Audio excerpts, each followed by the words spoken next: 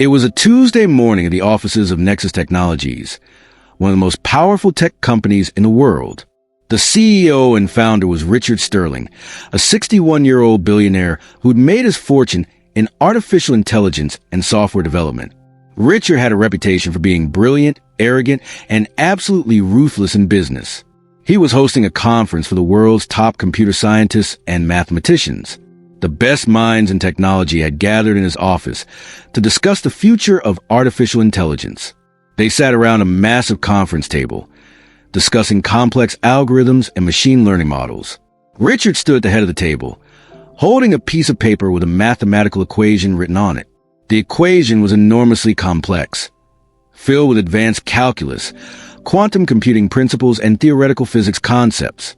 "I've been working on this problem for 3 years," Richard announced to the room. "My team of 50 PhD mathematicians has been working on it full time. We haven't solved it yet. I'm offering $100 million to anyone in this room who can solve this equation by the end of the week." He held up the paper with a smirk on his face. "Of course," Richard continued mockingly, "I don't expect any of you to solve it. If my team of the world's best mathematicians can't solve it, nobody can. I'm just making the offer to humble you all a little bit, to remind you that intelligence has limits." The room fell silent. The assembled scientists and mathematicians looked at the equation, and most of them immediately recognized that it was beyond current mathematical frameworks. Some shook their heads. Some looked frustrated. All of them understood that Richard was essentially mocking them. What Richard didn't know was that his office cleaner, a woman named Rosa Santos, had overheard the conversation through the open door, and what happened next would change everything. Rosa Santos had been cleaning the offices of Nexus Technologies for 15 years. She came in at 5 a.m. every morning, before anyone else arrived, and cleaned the offices, emptied the trash, and prepared the space for the day's work. She worked for minimum wage and had no benefits. She was essentially invisible to most of the employees at the company. Rosa had a daughter named Isabella.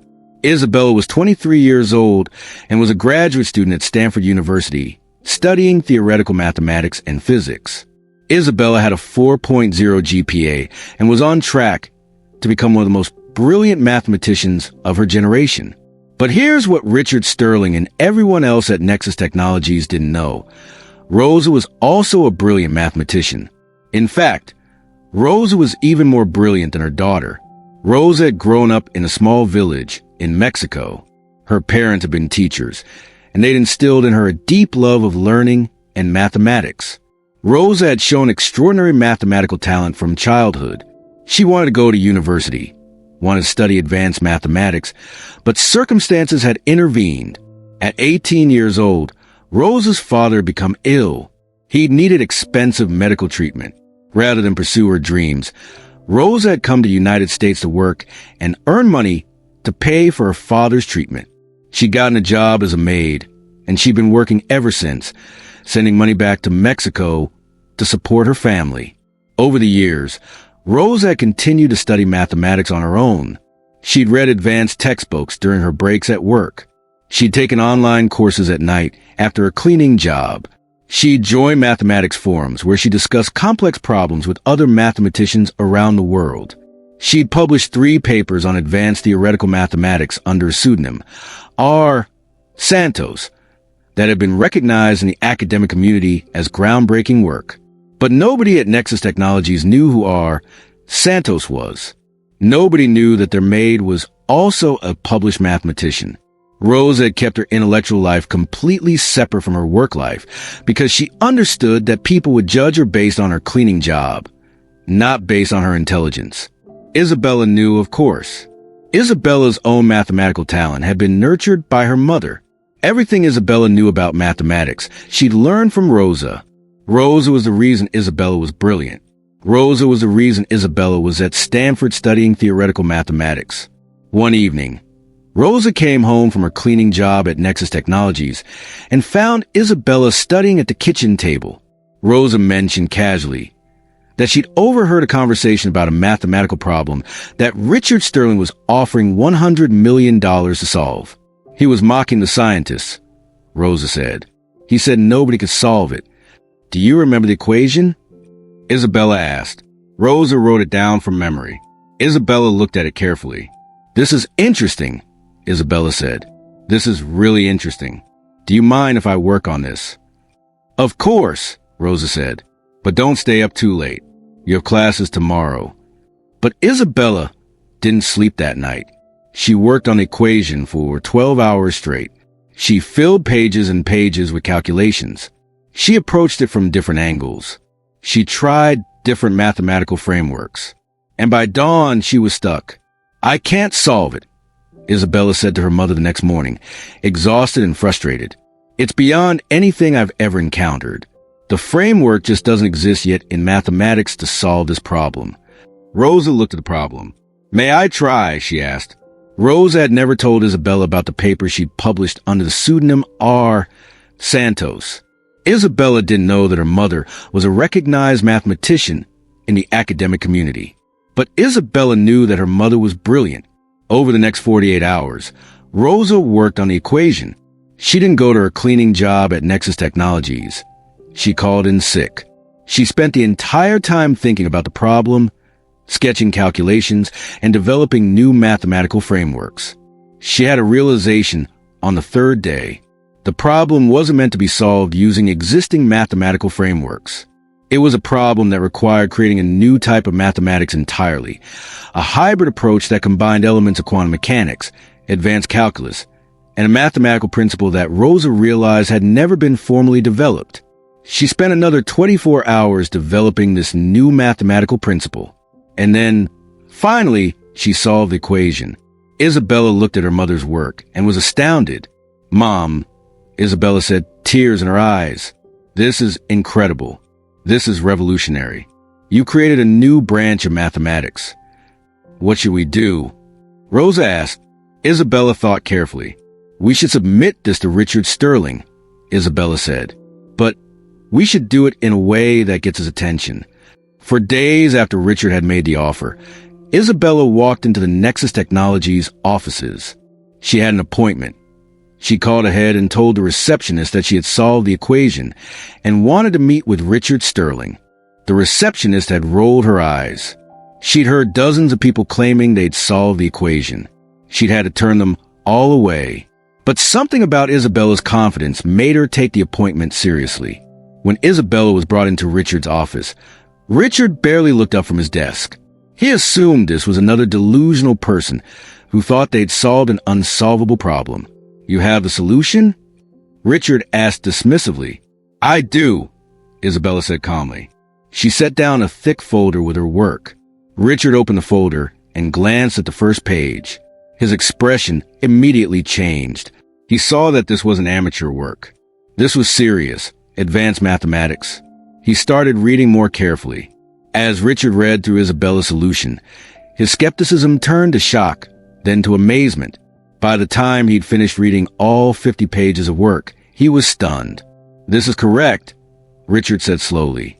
This is not just correct, it's revolutionary. You've developed an entirely new mathematical framework. He looked up at Isabella. Who are you? He asked. My name is Isabella Santos, she replied. I'm a graduate student at Stanford. You solved this alone? Richard asked. Isabella hesitated. She discussed this with her mother before coming. They decided it was time to tell the truth. No, Isabella said. I couldn't solve it alone. My mother solved it. Richard's face showed confusion. Your mother? Where's your mother? She works here, Isabella said. She's a cleaner. She cleans your offices every morning. Richard felt a shock run through his body. His mind immediately went to Rosa, the quiet woman who cleaned his office every morning. She was a mathematical genius. She'd been working in his building for 15 years, and he'd never even known her name until this moment. I want to meet her, Richard said immediately. Within an hour, Rosa was in Richard's office. She was still wearing her maid's uniform. She looked nervous and uncertain. Richard stood up and extended his hand to Rosa. Thank you for coming, he said. Your daughter told me that you solved my mathematical problem. Rosa shook his hand and they sat down. Yes, Rosa said simply. I solved it. Richard studied her carefully. He was trying to reconcile this woman, his office cleaner, with a brilliant mathematician who'd solve an impossible problem. "How is this possible?" Richard asked. "How is someone with your level of intelligence working as a maid?" Rosa explained her story. She told Richard about coming to America to pay for her father's medical treatment. She told him about her passion for mathematics and how she continued to study despite working full-time. She told him about the papers she'd published under a pseudonym and about how she'd nurtured her daughter's mathematical talent. As Richard listened, he began to understand something profound. He realized that intelligence isn't determined by someone's job title or their salary or their social status. Intelligence exists everywhere. Genius can be hidden behind a maid's uniform or a janitor's broom or a taxi driver's steering wheel. He also realized something else. He realized that he'd been arrogant and cruel when he'd mocked the world's top scientists and mathematicians. He'd tried to humiliate them by offering a prize for an unsolvable problem. And in doing so, he'd revealed his own ignorance, his inability to recognize that intelligence and genius don't always come in the package he expected them to come in. "I want to hire you," Richard said to Rosa. "I want you to come work for our research and development team. I want you to have a title that matches your intelligence. I want you to be paid what you're actually worth." Rosa looked shocked. I don't have a degree," she said. "I don't have the formal credentials." "You don't need credentials," Richard replied. "You've proven your intelligence through your work. You don't need a piece of paper to validate what you've already demonstrated." He leaned forward. "I'm offering you $100 million, Richard continued. "That was my offer for solving the problem. And more than that, I'm offering you a position as chief research officer of this company. I'm offering you the resources and support to pursue your mathematical research at the highest level." Rosa's eyes filled with tears. "What about my cleaning job?" she asked. "I've been working here for 15 years. The people here, they need me." "We'll hire someone to replace you," Richard said. "But Rosa, you don't need to clean buildings anymore. You deserve better. You deserve to use your mind and your talents in a way that honors them." The news that a maid at Nexus Technologies had solved Richard Sterling's unsolvable problem spread like wildfire. News outlets picked up the story. Social media exploded with discussions. Rosa Santos, whose name had been unknown 2 weeks ago, became famous. But what was more important than the fame was what happened next. Richard Sterling announced that he was investing $1 billion into a new initiative, the Santos Mathematical Institute, named after Rosa. The institute would be dedicated to identifying and nurturing mathematical talent in underprivileged communities. It would provide scholarships, mentorship, and resources to brilliant young mathematicians who otherwise couldn't afford higher education. Rosa was appointed as a director of the institute.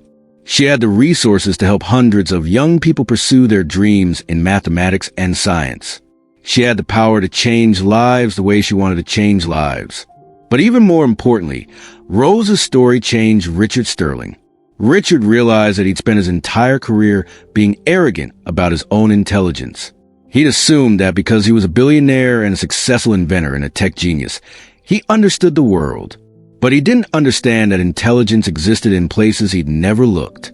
He didn't understand that some of the most brilliant minds in the world were hidden, working ordinary jobs, living ordinary lives. Not because they weren't smart enough for better, but because circumstances had pushed them that direction. Richard started spending time with Rosa, learning from her not just about mathematics, but about life and perspective. He asked her about her experiences as a maid. He asked her what it was like to be invisible while working around powerful people. He asked her what she'd learned from cleaning buildings while pursuing mathematics on the side. "I learned humility," Rosa told him one day. "I learned that intelligence without humility is just arrogance. I learned that there's dignity in all work. I learned that how much money you make or what title you have doesn't determine your worth as a person." Richard listened carefully. He understood that Rosa was teaching him lessons he should have learned decades ago. Over the next year, Richard's perspective on the world changed dramatically. He started a foundation dedicated to finding and helping talented people from underprivileged backgrounds. He donated billions of dollars to education initiatives. He started visiting schools in poor neighborhoods, looking for brilliant young people who might otherwise be lost. He promoted many of his employees based on intelligence and ability rather than on credentials or connections. He eliminated degree requirements for many positions at Nexus Technologies, instead focusing on what people could actually do and think. The company culture changed. Instead of being a place where arrogant geniuses competed with each other, it became a place where people from all backgrounds could contribute their ideas and talents. Nexus Technologies became more innovative, more creative, and more successful than ever. But the most beautiful part of the transformation was what happened between Richard and Rosa personally. Richard and Rosa became friends, not in a condescending way where the rich man helped the poor woman, but as genuine equals who respected each other's intelligence and character. They worked together on mathematical problems. They had long conversations about philosophy and life. They attended mathematics conferences together. One day, about a year after Rosa had solved the equation, she was giving a lecture at Stanford University. She was speaking to a class of graduate students about advanced mathematical theory. Richard attended the lecture, sitting in the back of the classroom, watching Rosa teach, watching her passion, her clarity, her way of making incredibly complex ideas understandable. Richard felt something he hadn't felt in a long time. He felt genuinely humble. He felt in the presence of greatness that had nothing to do with money or status or power. After the lecture, Richard approached Rosa. "You know what I realized?" Richard said, "I realized that I wasted years being arrogant.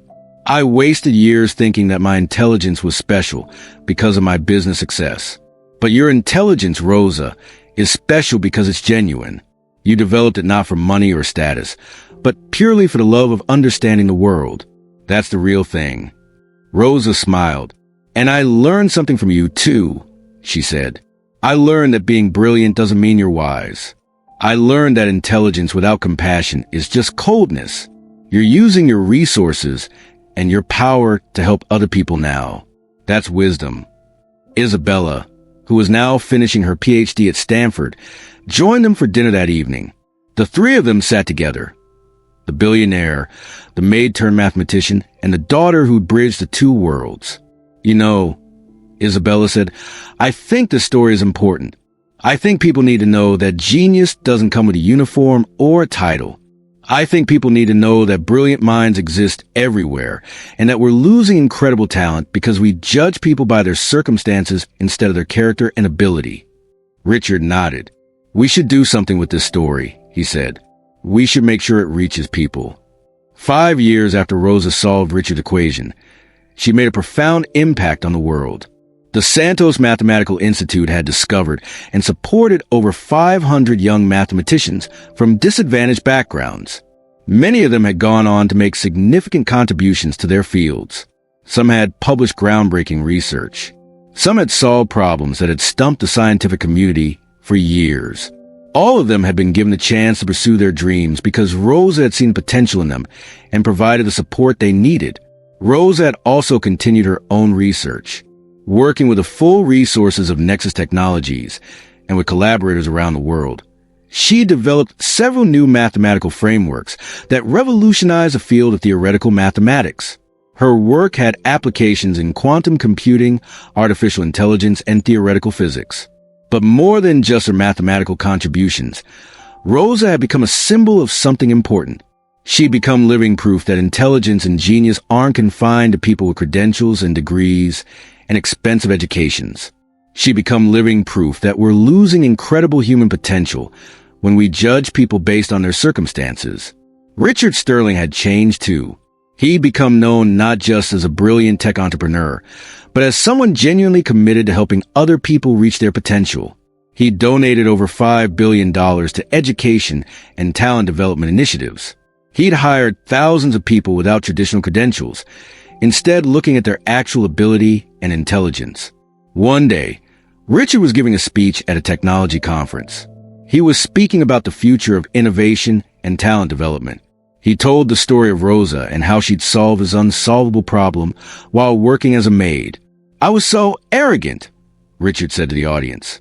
"I thought that intelligence could only be found in certain places, in prestigious universities, in expensive companies, in people with the right credentials.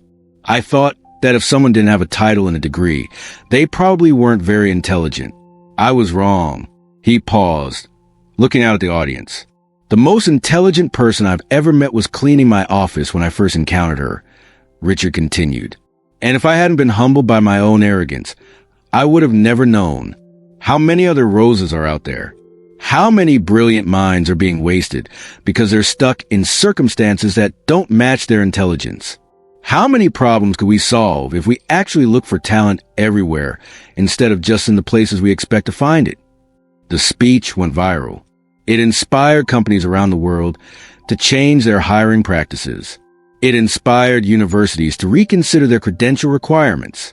It inspired people to look more carefully at the people around them, the janitors, the cleaners, the workers in service jobs, and to wonder what talents and intelligence might be hidden there. Isabella, who is now a professor of theoretical mathematics at Stanford, published a paper about her mother's work. The paper wasn't just about the mathematics. It was about the journey, about how genius often emerges from unexpected places, about how talent can be cultivated even in difficult circumstances. The paper became one of the most cited academic papers in recent years. It sparked conversations in universities, in schools, in corporations about how we recognize and nurture talent. But perhaps the most beautiful moment came one evening when Rosa, Richard, and Isabella were sitting together at Rosa's house. Rosa had left her maid's uniform behind years ago, but she kept one uniform, not out of shame, but as a reminder. I want to tell you both something, Rosa said. When I came to America, I thought I had to choose between my dreams and my family. I thought I had to give up on mathematics because I had to work. I was sad about that for many years. She looked at Isabella. But then I had you, Rosa continued, and I was able to pass on my love of mathematics to you. And now I'm able to help hundreds of other young people pursue their dreams. So even though I spent 15 years cleaning buildings, those years weren't wasted. They were part of my journey. They were part of making me who I am. She looked at Richard. And I learned something from you too, Rosa said. I learned that even the most successful people can change. I learned that intelligence without humility is just arrogance. I learned that the most important thing we can do is help other people reach their potential. Richard smiled. And you taught me what I should have known all along, he said. That genius doesn't have a uniform. That intelligence can exist anywhere. That the world is full of brilliant people we're not paying attention to. You changed my life, Rosa. You made me a better person. Isabella held both of their hands. You know what I think? Isabella said. I think there's a lesson here for everyone. I think everyone should know that no matter where you come from, no matter what job you're doing right now, your potential is still there. Your intelligence is still there. Your dreams are still possible. She looked at them both. And I think everyone should also know that if you have power or resources or privilege, you have a responsibility to look for talent in unexpected places. You have a responsibility to help other people reach their potential. Because intelligence exists everywhere. Genius exists everywhere. But not everyone gets a chance to show it. Rosa and Richard nodded. They understood that Isabella was speaking a truth that the world needed to hear. Years later, when historians look back at the beginning of the 21st century, they would point to the story of Rosa Santos as a turning point. It was a moment when society started to recognize that intelligence wasn't confined to people with certain backgrounds or credentials. It was the moment when people started looking for genius everywhere. It was a moment when a maid from Mexico, a girl from a disadvantaged background, and a billionaire tech entrepreneur joined together to change how the world understood intelligence and potential. And it all started with one equation, one moment of humility, and one person willing to recognize that the brilliant mind she'd been dismissing every day was worth 10 times what she was offering the world's credentialed experts. #, direct it final call to action. If this story moved you, if it made you think about the talented people around you who might be hidden behind uniforms or jobs that don't match their intelligence, then I need you to do something right now. Hit that like button. Share this video with someone. It could be someone who feels underestimated, someone who's in a job below their actual ability, or someone who has power and resources and needs to be reminded to look for talent in unexpected places. Subscribe to our channel so you never miss these stories about intelligence, potential, and recognizing greatness wherever it's found. Because here's the truth. There are brilliant people working jobs that don't require their intelligence. There are mathematicians cleaning buildings. There are engineers driving taxis. There are doctors working as nurses. There are geniuses in positions we don't even notice or acknowledge. And society loses incalculable potential because we're not looking for talent in the right places. If you're someone working a job below your actual ability, please know that your intelligence is still there. Your potential is still there, and opportunities can still come. Rosa worked as a maid for 15 years, but she never stopped learning. She never stopped pursuing her dreams in the ways she could. And when opportunity came, she was ready. Keep learning. Keep growing. Keep believing in yourself. And if you're someone with privilege, with resources, with power in your organization or community, please look around you. Look at the people in the service positions. Look at the people who seem invisible. Many of them have intelligence and talent that could change your organization or your community if you gave them the chance. Leave a comment below and tell us, have you ever been underestimated because of your job or circumstances? Have you ever noticed someone with hidden talents? Have you ever had someone believe in your potential when others didn't? Share your story in the comments.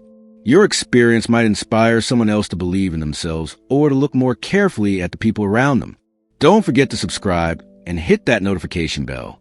We release new stories every single week about real people who broke through barriers, who found their voice, and who were recognized for their true potential. We'll see you in the next video. Stay brilliant, stay humble, and remember, genius exists everywhere. Sometimes it just takes someone looking for it to bring it into the light. Thank you so much for watching.